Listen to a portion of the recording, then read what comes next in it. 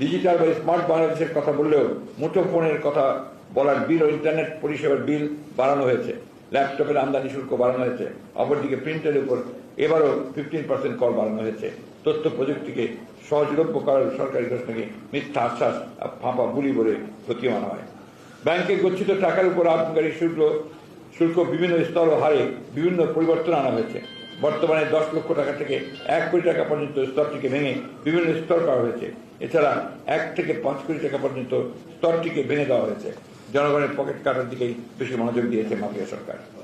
এবারের বাজেটের শুল্ক কর কমেছে এমন পণ্যের সংখ্যাই খুব নগণ্য। ধারাবাহিকভাবে দাম বাড়তে থাকা নিত্য প্রয়োজনীয় নিত্য ব্যবহার্য পণ্যে কর কমানো হয়নি। যে সরকার নিজেরাই আইন কানুন সংবিধান লঙ্ঘন করে তারা কিভাবে আর্থিক প্রশাসনিক শৃঙ্খলা ফিরিয়ে আনবে? বাংলাদেশ ব্যাংক কতিপয় অর্থ বিকাশ অধিকার দুষ্ট রাজনীতিকের কাছে ঝিমিয়ে পড়েছে সরকারি কাজে ব্যয় সংকোচন, ব্যাংকিং খাতে নিয়ন্ত্রণ